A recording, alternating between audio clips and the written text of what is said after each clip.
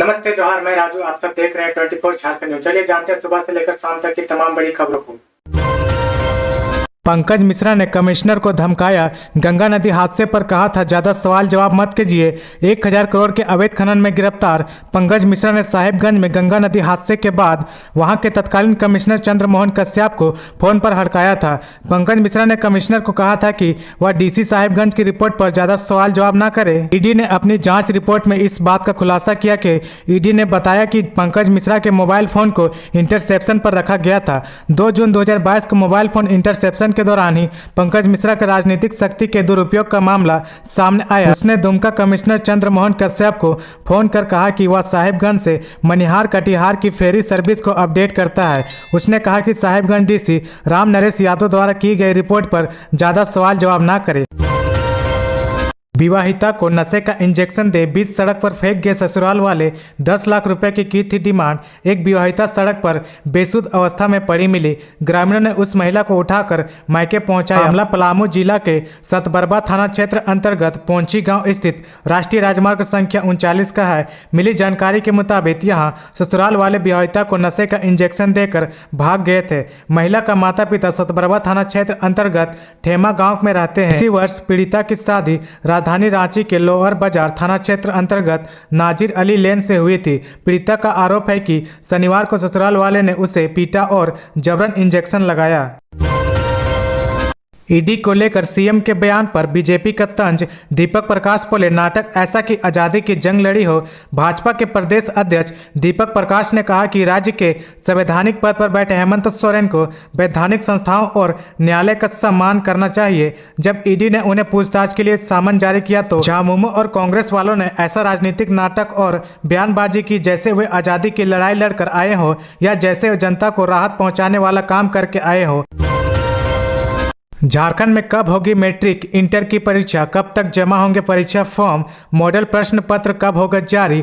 झारखंड में मैट्रिक और इंटरमीडिएट परीक्षा 2023 मार्च में होगी। इसके लिए मॉडल सेट प्रश्न पत्र तैयार करने की प्रक्रिया शुरू हो गई है। संभावना जताई जा रही कि प्रश्न पत्र 15 जनवरी तक जारी कर दिया जाएगा। मैट्रिक और इंटरमीडिएट परीक्षा 2023 के परीक्षार्थियों का परीक्षा फॉर्म 30 नवंबर तक जमा होगा।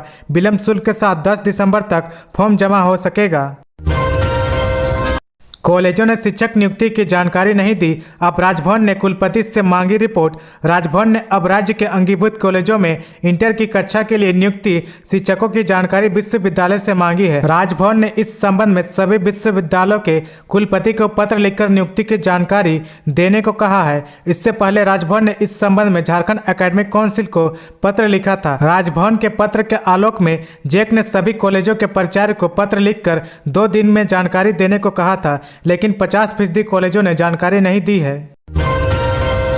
झारखंड में पिछली बार निकाय चुनाव लड़ने वाले 641 प्रत्याशी अयोग्य घोषित। झारखंड निर्वाचन आयोग ने कुल 641 प्रत्याशियों को आगामी नगर निकाय चुनाव लड़ने से अयोग्य घोषित कर दिया है। इन प्रत्याशियों ने पिछला चुनाव लड़कर चुनावी खर्च का हिसाब नहीं दिया है। सबसे ज्यादा 96 प्रत्याशी गिरिडीह नगर निगम क्षेत्र में चुनाव लड़ने के अयोग्य घोषित किए गए हैं।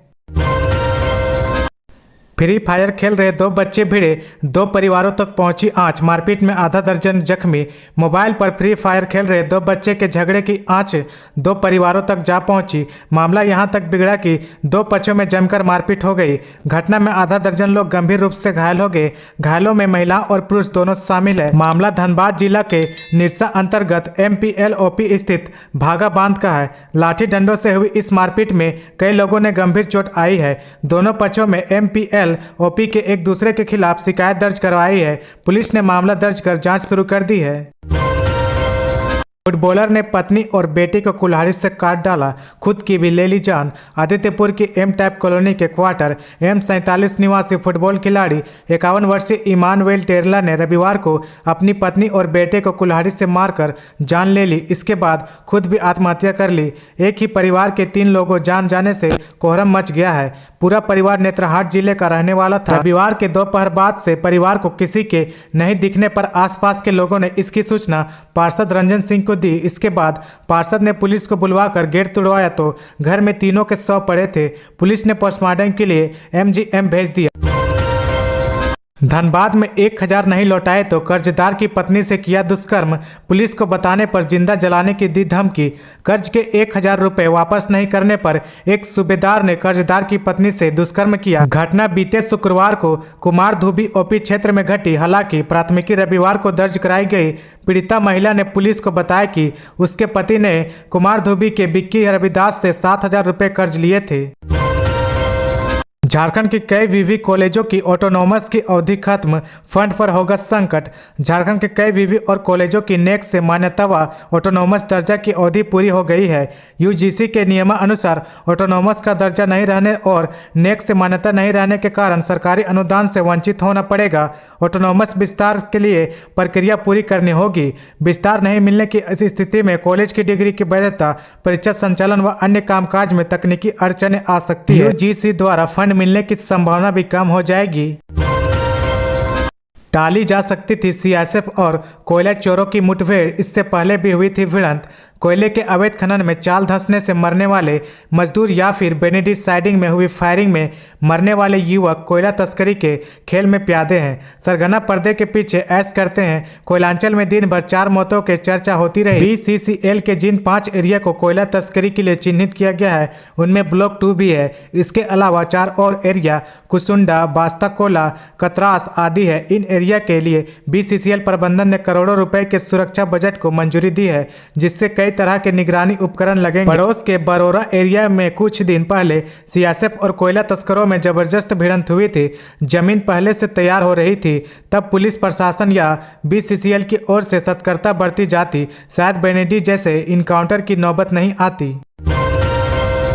झारखंड विधानसभा स्थापना दिवस 22 नवंबर को 3 दिनों तक होंगे कार्यक्रम। झारखंड विधानसभा का स्थापना दिवस 22 नवंबर को धूमधाम से मनाया जाएगा। इसकी तैयारी जोर शोर से चल रही है। राज्यपाल रमेश बैस इस कार्यक्रम का उद्घाटन करेंगे, जबकि सीएम हेमंत सोरेन मुख्य अतिथि होंगे। इस मौके पर सर्वश्रेष्ठ विधायक के रूप में चयनित बगोदर के माले विधायक विनोद सिंह सम्मानित किए जाएंगे। उत्कृष्ट कर्मियों को भी सम्मानित किया जाएगा। इस अवसर पर 3 दिनों तक कार्यक्रम होंगे। रांची देवघर विमान सेवा के दिसंबर तक उड़ान पर संशय, दिसंबर में भी शुरू होने की संभावना नहीं। देवघर एयरपोर्ट पर रांची देवघर कोलकाता इंडिगो की फ्लाइट पर संशय हो गया है। इसकी वजह से 14 नवंबर से शुरू होने वाली विमान सेवा को स्थगित कर दिया गया था। बताया जा रहा है कि देवघर एयरपोर्ट पर पर्याप्त विजिबिलिटी नहीं होने के कारण विमान सेवा को शुरू नहीं किया जा सका। पंकज मिश्रा के अधिकारियों को धमकाने पर बोले बाबूलाल, सीएम हेमंत जी आपको जानकारी थी या नहीं? झारखंड में ईडी द्वारा जारी खनन घोटाला जांच को लेकर सियासत भी गरमाई हुई है।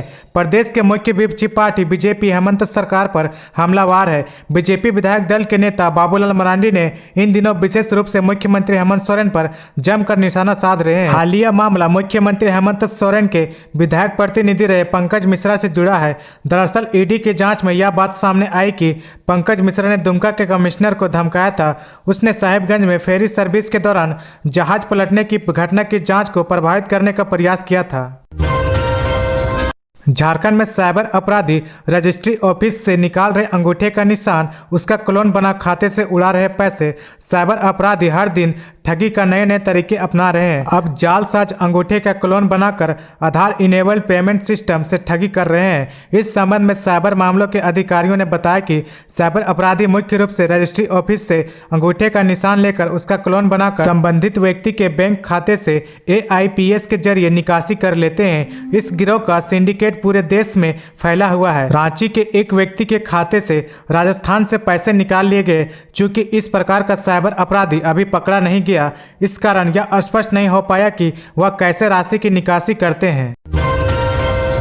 झारखंड में महिलाओं का न्याय पाना कठिन, सूचना लेना भी नहीं है आसान। झारखंड में विभिन्न मामलों से जुड़े आयोग आमजन की समस्या के समाधान की अहम कड़ी होते हैं, लेकिन झारखंड में विभिन्न आयोग में कई महत्वपूर्ण पद वर्षों से रिक्त है। इससे विभिन्न मामलों के निष्पादन में परेशानी हो रही है। जानकारी के अनुसार राज्य महिला आयोग महिलाओं को न्याय देने में विफल रहा है। इसमें 2.5 साल से पद खाली है। इधर सामान्य रूप से कार्यालयों में सूचना नहीं मिलने से लोगों को सूचना आयोग की शरण भी नहीं मिल रही है। इसमें अहम पद खाली होने से लोगों की याचिका पर सुनवाई नहीं हो रही है। लोकायुक्त का पद भी वर्षों से रिक्त है। यहाँ लोग लोक सेवकों के खिलाफ शिकायत करते थे। वित्त आयोग का हाल भी बेहाल है। इधर राज्य सरकार आयोग में खाली पदों पर नियुक्ति को लेकर उदासीन बनी हुई है। डॉक्टरों के फर्जी कागजात व कागज पर ऑपरेशन दिखा, आयुष्मान योजना से उठाया करोड़ों का क्लेम। लोहरदगा के संजीवनी अस्पताल के संचालक संजीव कुमार रेड्डी उर्फ संदीप कुमार ने आयुष्मान भारत योजना में फर्जीवाड़ा कर लगभग 8 करोड़ रुपए का गबन किया है। उपायुक्त के आदेश पर गठित उच्च स्तरीय जांच टीम ने अपनी पड़ताल के बाद तैयार रिपोर्ट में उक्त फर्जीवाड़े की पुष्टि की है। साथ ही कई चौंकाने वाली तथ्य भी उजागर किए। टीम ने जांच रिपोर्ट उपायुक्त को सौंप दी है। रिपोर्ट में बताया गया कि अस्पताल के संचालक ने स्वास्थ्य विभाग का अनापत्ति प्रमाण पत्र समेत कोई वैध कागजात प्रस्तुत नहीं किया है। वहीं उसके पास ना तो विशेषज्ञ चिकित्सकों की सूची है और न ही डॉक्टरों का ड्यूटी रोस्टर। संजीव रेड्डी संजीवनी अस्पताल, मां यशोदा और मां क्लिनिक के नाम पर 3 अस्पताल चलाता था। अनियमितता एवं जांच के डर से उसने मां क्लिनिक को बंद कर दिया, जबकि शेष 2 अस्पताल को जांच टीम ने सील कर दिया है। बीपी चेक करने के बहाने स्कूल की नर्स से गंदी बात करने वाले प्रिंसिपल को हाईकोर्ट ने दी जमानत। यौन शोषण के आरोपों में जेल में बंद राजधानी रांची स्थित डीएवी कपिल देव स्कूल के निलंबित प्राचार्य मनोज कुमार सिन्हा को जमानत मिल गई है। मनोज कुमार सिन्हा को हाईकोर्ट ने जमानत मिली। जस्टिस सुभाष चंद्र की कोर्ट ने एमके सिन्हा को 30,000 रुपए के बिल बांड पर जमानत दी है। प्रिंसिपल एमके सिन्हा पर इसी वर्ष मई महीने में स्कूल में नर्स के पद पर कार्यरत युवती ने यौन शोषण का आरोप लगाया था। जमानत याचिका पर सुनवाई के दौरान एमके सिन्हा का पक्ष रख रहे वकील अनुराग काश्यप ने तर्क दिया कि केस घटना के 2 साल बाद दर्ज कराया गया। देरी का कोई वैध कारण नहीं बताया गया। वकीलों ने तर्क दिया कि केस तब दर्ज कराया गया जब पीड़िता को नर्स की ड्यूटी से हटाकर गेट पर दरबान के साथ स्क्रीनिंग की ड्यूटी दी गई। हरमू रोड में 750 करोड़ से बनेगा डबल डेकर फ्लाईओवर, नए तकनीक से होगा निर्माण। राजधानी में हरमू चौक से रातू रोड चौराहा से आगे तक डबल डेकर फ्लाईओवर बनेगा। इसके ऊपरी तल की ऊंचाई करीब 60 फीट की होगी, जबकि दोनों तल 3-3 लेन वाले होंगे, यानी यह फ्लाईओवर कुल 6 लेन का होगा। पथ निर्माण विभाग द्वारा कंसल्टेंट के रूप में नियुक्त की गई रांची की कंपनी स्पर्श ने इसका डीपीआर तैयार किया है। करीब 4 किलोमीटर लंबे इस फ्लाईओवर का प्रकलन लगभग 750 करोड़ रुपए से बना है। इस प्रोजेक्ट को 2 साल में पूरा करने का लक्ष्य रखा गया। प्रस्तावित फ्लाईओवर रातू रोड में बनने वाले एलिवेटेड रोड के ऊपर से गुजरेगा। तो ये थी आज की झारखंड की टॉप बड़ी खबरें। इसी तरह झारखंड की हर छोटी सी बड़ी खबर देखने के लिए आप हमारे चैनल 24 झारखंड न्यूज को सब्सक्राइब करके बेल आइकन प्रेस कर ले, जिससे आपको झारखंड की हर छोटी सी बड़ी खबर की अपडेट आप तक पहुंचता रहे। तो आज के लिए बस इतना ही। हमें दीजिए इजाजत, फिर मिलते हैं नेक्स्ट न्यूज में।